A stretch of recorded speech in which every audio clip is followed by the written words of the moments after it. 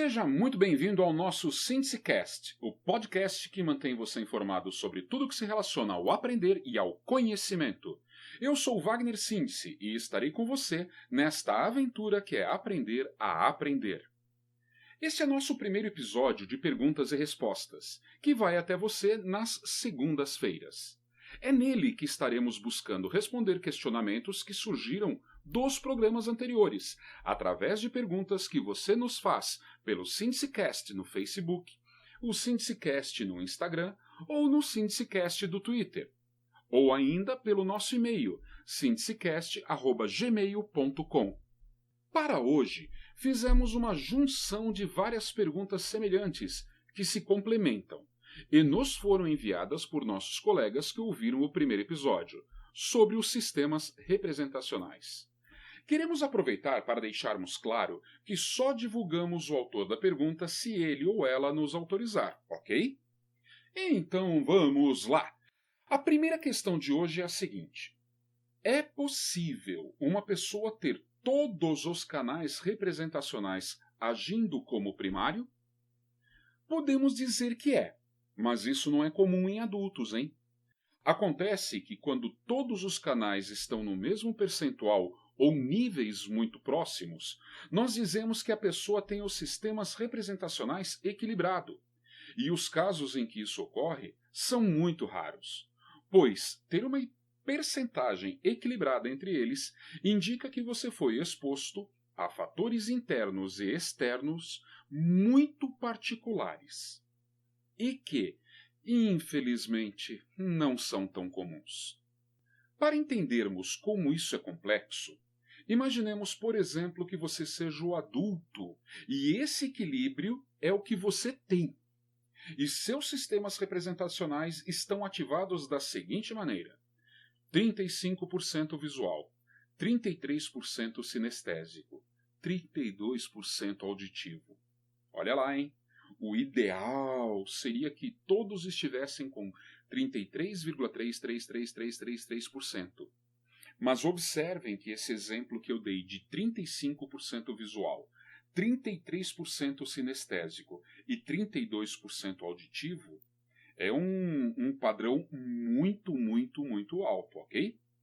Isso significa que você é uma esponja de aprendizagens.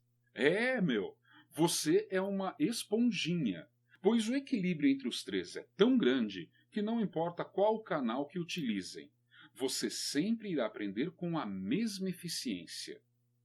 Esse equilíbrio cria reflexos em todos os pontos de sua vida, tornando-o uma pessoa altamente assertiva.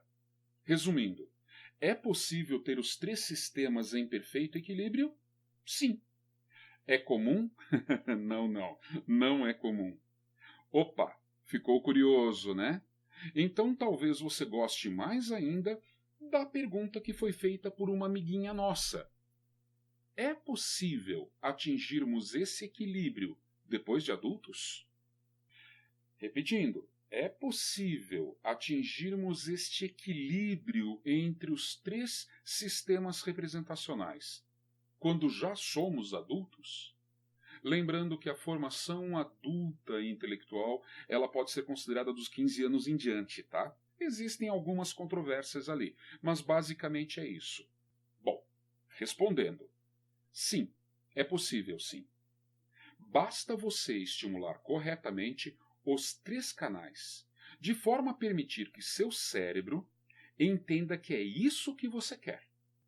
Lembra que eu disse lá no primeiro episódio que a palavra necessidade era muito importante? Ótimo, porque aqui vai outra, a palavrinha querer, que vem de outra ideia, que é vontade, a nossa vontade. A questão central é que esses canais somente serão ativados em suas capacidades máximas, se isso for uma coisa que você queira muito e que se torne muito necessária a você. Para nós, os disparadores dessa necessidade pode ocorrer quando temos objetivos materiais ou imateriais que criamos para nós mesmos. Veja, Não adianta eu dizer a você que é importante. Ouça, não adianta eu dizer a você que é necessário. Você é quem tem que acreditar que isso é uma necessidade a você. Acreditar que desenvolver esses canais é uma necessidade sua e não algo que alguém queira para você. Entenda, nós temos dois grupos de necessidades como seres humanos. O primeiro grupo é o de necessidades ligado a coisas ou sentimentos materiais. Este grupo está muito conectado a resultados imediatos que uma aprendizagem ou entendimento de determinado conhecimento possam trazer.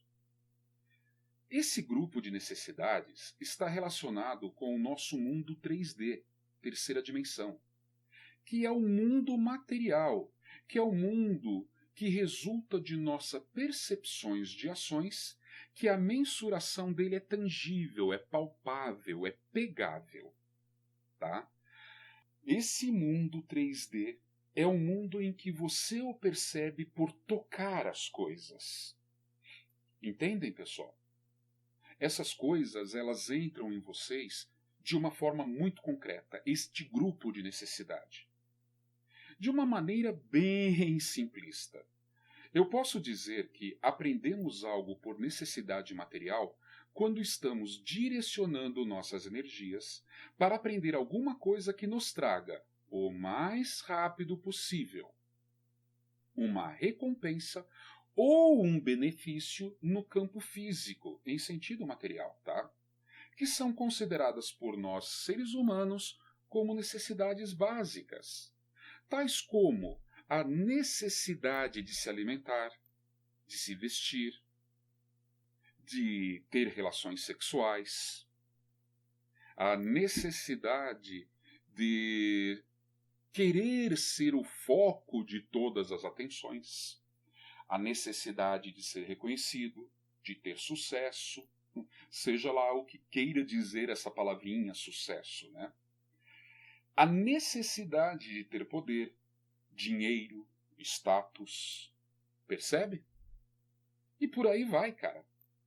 Muitas dessas necessidades ou desejos podem ser chamados de irracionais, pois não sabemos explicar muito bem por que as temos como necessidades. Mas certamente estão muito conectadas com o mundo da terceira dimensão em que vivemos. Ah, você está falando de valores. Não, cara, eu não estou falando de valores. Eu estou sendo muito mais elementar do que isso. Tá?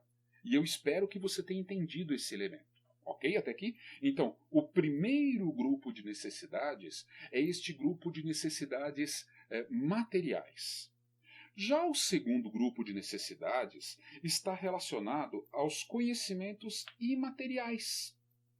Necessidades que normalmente não estão relacionadas com esse mundo material da terceira dimensão e não visam uma recompensa ou um ganho tão rápido, tão imediato, tão palpável, material, no sentido de que outros além de você mesmo os vejam, ou veja essa necessidade ou este grupo de necessidades.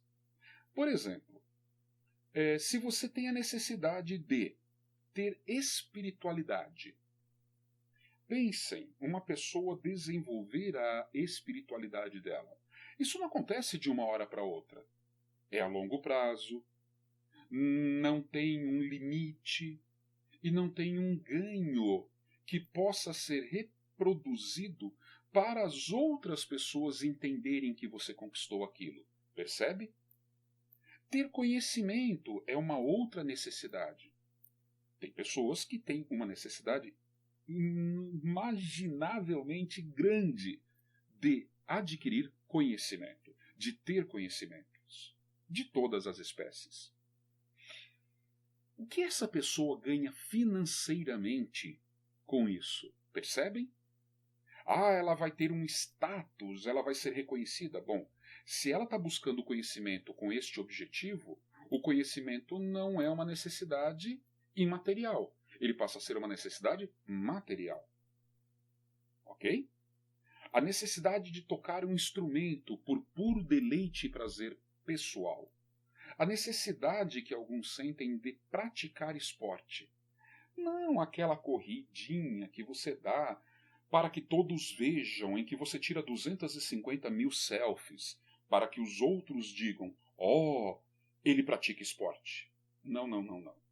Eu estou falando daquela necessidade sua, particular, que vai lhe trazer uma recompensa pessoal não tangível. Percebem?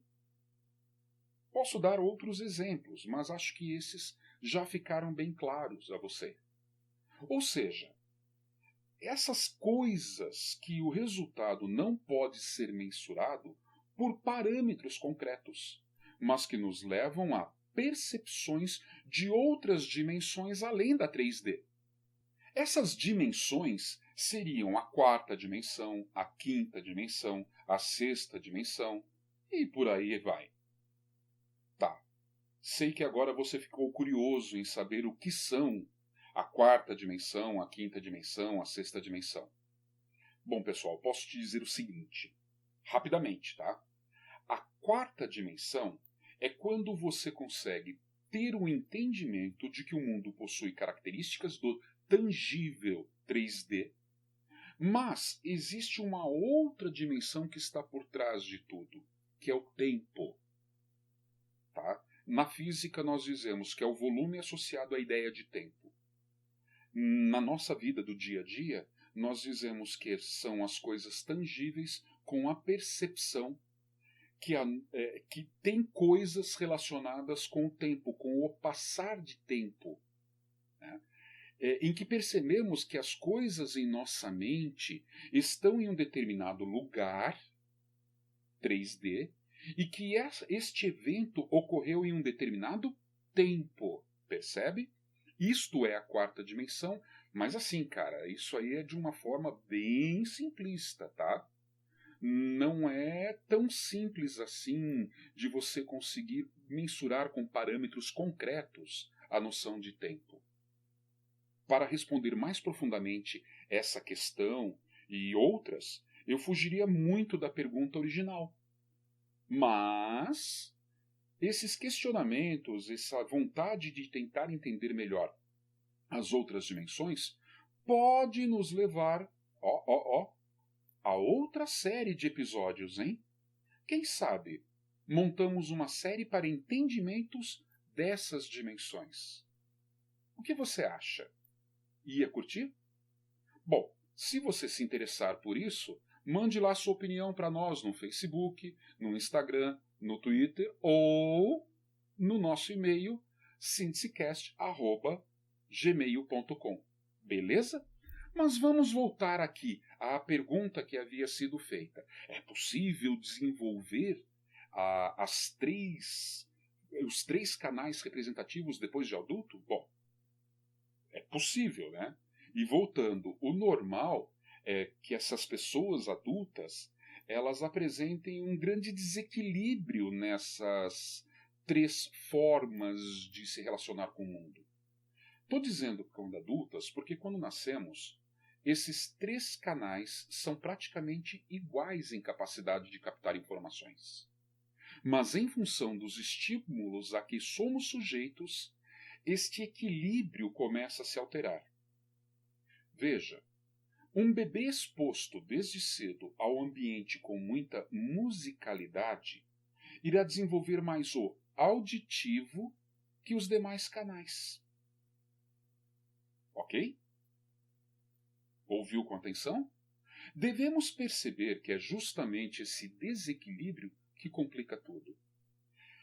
É comum, por exemplo, termos pessoas 60% sinestésicas, 35% visual e 5% auditiva. Para essa pessoa, em particular, o mundo só fica interessante, e entenda bem isso, o mundo só fica interessante quando tudo ao redor dela ocorre em uma velocidade, em um movimento insano. como se fosse uma troca de frames de um filme absurda, tipo um filme de Michael Bay, saca? Lá, Transformers. Ou um filme de ação como os da Marvel ou da DC. Em síntese, nós podemos trazer isso para uma percepção real quando eu falo de filmes onde a sucessão de cenas é muito intensa, o diálogo não é o ponto principal, e essas cenas trazem certas emoções junto com elas, ok? Quando isso acontece, você tem essas pessoas com o auditivo pouco desenvolvido. Tranquilo? Já perceberam que esse é o tipo mais comum de pessoas do século XXI? No século passado, ainda não éramos um povo, uma nação, um planeta em que as pessoas percebessem a velocidade dos eventos. Hoje é tudo muito rápido, tá? E isso desperta nas pessoas essa característica de ser mais visual ou mais sinestésico, se deixar levar mais pelas emoções e pela velocidade dos acontecimentos, do que sermos necessariamente auditivos, em grau maior. Ok? O pior, galera, é que a escola, a estrutura que uma escola é montada, reforça ou acaba reforçando esse desequilíbrio. Porque quando um professor ou uma professora, eles começam ali na frente a falar, a escrever no quadro, a exigir o silêncio da sala, e as coisas começam a acontecer de uma forma lenta para aquele indivíduo que já é sinestésico, ele começa, ao invés de equilibrar, se desequilibrar, se desinteressar, e as coisas ficam mais difíceis para ele. O mesmo ocorre no serviço, no trabalho. Pessoas que têm trabalhos em que as coisas, eles dizem serem, a palavra que se usa é monótona. Ok? Todo esse cabedal de coisas reforça o desequilíbrio. E o segredo, na complexidade da vida da gente, a vida força no dia a dia que cada um de nós busque novamente esse equilíbrio. Porém, sabe-se lá como, porque nós nem sabíamos o que era que estava desequilibrado. A resposta é bem simples. O desenvolvimento dos sistemas auditivo, visual e sinestésico pleno ocorre através do entendimento de nossas vontades ou necessidades. Então, meu querido e minha querida, se você quiser desenvolver os sistemas representacionais de forma a se tornarem equilibrados novamente, que foi a pergunta da nossa amiguinha, nós temos alguns passos a seguir. O primeiro deles é descobrir qual é o seu canal primário, secundário e terciário. Em qual ordem isso está em você? Segundo, estabelecer objetivos claros sobre qual a sua verdadeira necessidade de desenvolver esses canais.